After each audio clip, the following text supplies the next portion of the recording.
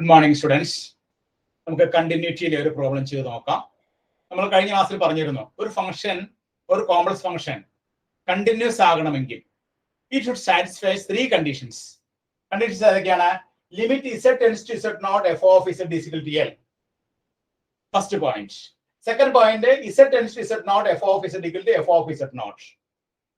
f of z naught exists. ഈ മൂന്ന് conditions fulfil ചെയ്താൽ സാറ്റിസ്ഫൈ ചെയ്താൽ we can say that given function is a continuous.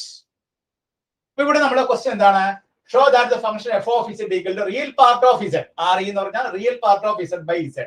z not equal to 0, 0 z equal to 0. നമുക്ക് is not continuous at origin. ഒറിജിനിൽ continuous അല്ല എന്ന് prove ചെയ്യണം. ഇപ്പൊ നമ്മൾ ഇങ്ങനെ ഒരു പ്രോബ്ലം കിട്ടിക്കഴിഞ്ഞാൽ നമ്മൾ ആദ്യം എന്താ ചെയ്യുക? ഫസ്റ്റ് കണ്ടീഷൻ നോക്കുക. ഫസ്റ്റ് കണ്ടീഷൻ എന്താണ് പറയണേ? First condition limit z tends to z naught f of z. Limit z tends to, ഇവിടെ z naught എന്ന് പറയുന്നത് എന്താണ്? ഒറിജിൻ ആണ്. അപ്പൊ z tends to 0, z tends to 0, f of z എന്ന് പറയുന്നത് എന്താണ്? Real part of z, real part of z by z എന്ന് പറഞ്ഞാൽ എന്താണ്? Limit z tends to 0, z tends to 0 എന്ന് പറഞ്ഞാൽ എന്താണ്? z എന്ന് പറഞ്ഞാൽ x plus iy എന്നാണ്. z tends to 0 എന്ന് പറഞ്ഞു കഴിഞ്ഞാൽ x tends to 0 and also y tends to 0. അപ്പോൾ ഇവിടെ limit z tends to 0, real part of z, real part of z എന്താണ്? x ആണ്. z എന്ന് പറഞ്ഞാൽ എന്താണ്? x plus iy ആണ്. ഇനി നമ്മൾ എന്ത് ചെയ്യണം? ഇതിന്റെ ലിമിറ്റ് കണ്ടുപിടിക്കാനായിട്ട് നമ്മളൊരു പാത്ത് ചൂസ് ചെയ്യണം. നമ്മൾ സാധാരണയായിട്ട് ചൂസ് ചെയ്യുന്ന പാത്ത് ഏതാണ്? y is equal to mx എന്നൊരു പാത്താണ്. y is equal to mx എന്നൊരു പാത്ത് ചൂസ് ചെയ്തു. along y is equal to mx. അങ്ങനെ നമ്മൾ പാത്തിലൂടെ y equal mx ലൂടെ കടന്നു വിടുമ്പോൾ limit z tends to 0, x divided by x plus iy, x plus I into mx. ഇവിടെ z tends to 0 എന്ന് പറഞ്ഞാൽ എന്താണ്? x tends to 0, y tends to 0 അല്ലേ? ഇനി അപ്പോൾ limit z tends to 0, x by x plus imx വരും, x plus imx വരും. ഇനി നമ്മൾ ഇതിൽ നിന്ന് കോമൺ ആയിട്ടുള്ള z tends to 0, ഇവിടെ x tends to 0 കൊടുക്കുക. x tends to 0, x common ആയിട്ട് പുറത്തെടുത്തു.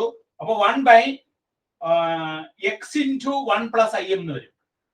ഈ x നമ്മൾ ക്യാൻസൽ ചെയ്തു. അങ്ങനെ ക്യാൻസൽ ചെയ്ത് വരുമ്പോൾ നമുക്ക് കിട്ടുന്ന വാല്യൂ എത്രയാണ്? 1 plus im എന്നാണ്. അപ്പോ limit z tends to 0, f of z ന്റെ വാല്യൂ നമുക്ക് എന്ത് കിട്ടി? 1 by 1 plus im എന്ന് കിട്ടി. അപ്പോൾ നമുക്ക് കിട്ടുന്ന വാല്യൂ ഈ m നെ ഡിപെൻഡ് ചെയ്തിരിക്കും. m ന്റെ വാല്യൂ മാറുന്നതനുസരിച്ച് നമുക്ക് പുതിയ പുതിയ ലിമിറ്റുകൾ ഉണ്ടായിക്കൊണ്ടിരിക്കും. Therefore we can say that limit is not unique. Limit is not unique. Limit unique അല്ല എങ്കിൽ നമ്മുടെ കൺക്ലൂഷൻ എന്താണ്? ലിമിറ്റ് യൂണീക്ക് അല്ല എങ്കിൽ ലിമിറ്റ് എക്സിസ്റ്റ് ചെയ്യുന്നില്ല. ലിമിറ്റ് എക്സിസ്റ്റ് ചെയ്യുന്നില്ല. അപ്പൊ ഈ ഒരു ഫംഗ്ഷനില് real part of z by z not equal 0, ഈ ഒരു complex function f of z എന്നുള്ള കോംപ്ലക്സ് ഫംഗ്ഷനില് ലിമിറ്റ് എക്സിസ്റ്റ് ചെയ്യില്ലാത്തതുകൊണ്ട് ഈ function എന്താല്ല?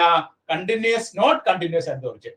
This function, this complex function is not continuous at the origin. ഒറിജിനിലെ ഫംഗ്ഷൻ കണ്ടിന്യൂസ് അല്ല എന്ന് നമ്മൾ പ്രൂവ് ചെയ്തു. കാരണം ഫസ്റ്റ് കണ്ടീഷൻ മാത്രം ഇവിടെ ചെയ്താൽ മതി. ഫസ്റ്റ് കണ്ടീഷൻ ചെയ്യുമ്പോൾ തന്നെ ഈസ് നോട്ട് സാറ്റിസ്ഫൈഡ്. ഫസ്റ്റ് കണ്ടീഷനിൽ ലിമിറ്റ് ഇല്ല എന്ന് കിട്ടി, ലിമിറ്റ് എക്സിസ്റ്റ് ചെയ്യുന്നില്ല എന്ന് കിട്ടി. കാരണം ലിമിറ്റ് എന്താണ് കിട്ടിയിരിക്കുന്നത്? 1 by 1 plus im ആണ്. 1 by 1 plus im എന്ന് പറഞ്ഞാൽ ഈ എമ്മിന്റെ വാല്യൂ മാറുന്നതനുസരിച്ച് പുതിയ പുതിയ പുതിയ വാല്യൂസ് നമുക്ക് ഉണ്ടായിക്കൊണ്ടിരിക്കും. അപ്പൊ ലിമിറ്റ് യൂണീക്ക് അല്ല. അപ്പൊ ലിമിറ്റ് എക്സിസ്റ്റ് ചെയ്യുന്നില്ല. ലിമിറ്റ് എക്സിസ്റ്റ് ചെയ്യുന്നില്ല എങ്കിൽ the function is not continuous at the origin. തന്നിരിക്കുന്ന function is not continuous at the origin. Okay, എല്ലാവരും എഴുതിയെടുത്തോളൂ കേട്ടോ.